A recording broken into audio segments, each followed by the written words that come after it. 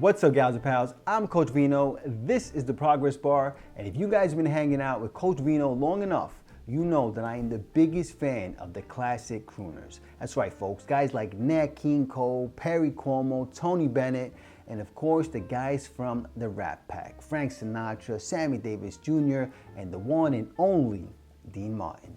And that's what brings me to today's cocktail called Martin and Lewis, created by Ted Haigh, aka Dr. Cocktail, in Los Angeles, California. See, a few weeks ago, I was perusing the World Wide Web looking for some Lillet Blanc cocktails, and I came across this one, and of course, I was immediately intrigued by the fact that it was named after Dean Martin and his comedy partner, Jerry Lewis. And then I looked at the recipe and I said, what, man, this is pretty wacky, kind of like the group, like Martin Lewis, right? So I'm gonna go ahead and make that cocktail for you guys today. But before I do that, I'm gonna need you to hit that thumbs up, hit that subscribe, and that notification bell so you can help Vino feed the hungry algorithm. And make sure you stick around, because we're about to boogie down.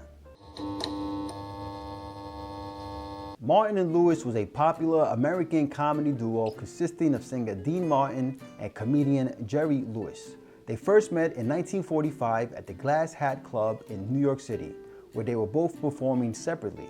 Their instant chemistry led them to form a comedy duo, and they performed their first show in 1946. The pair quickly gained fame for their energetic stage acts that combined Martin's smooth singing and Lewis's slapstick humor. They would soon transition to radio, television, and film, becoming one of the most successful entertainment duos of the 1950s.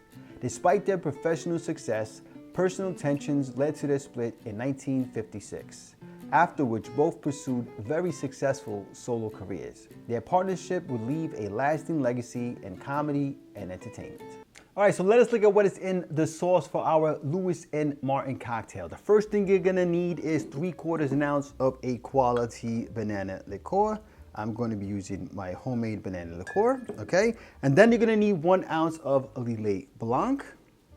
And this is going to be an aromatized wine. It's gonna give you some delicious floral and citrus notes. And then we're gonna do 2 ounces of a 100 proof rye, okay? So this is gonna get you some nice spicy notes. It's also gonna add some punch to the cocktail being, 100 proof, all right? And then we're gonna do 2 dashes of Peychaud's bitters, 1, 2, and that's gonna add some delicious spice notes as well. And then we're just gonna add ice to our mixing glass.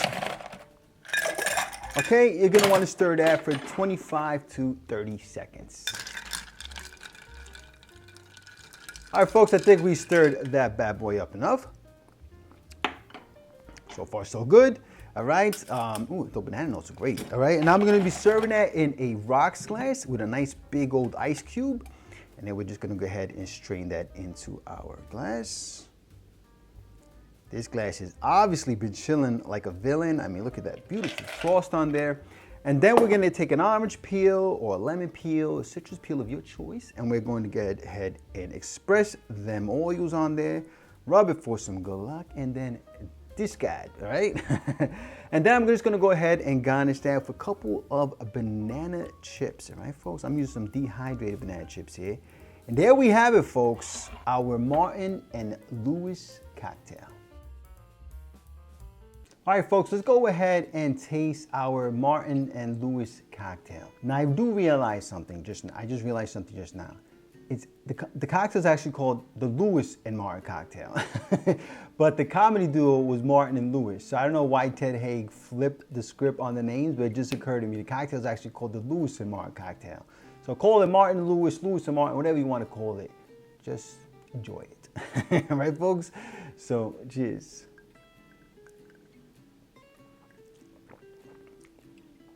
Oh, that's nice. That's really nice.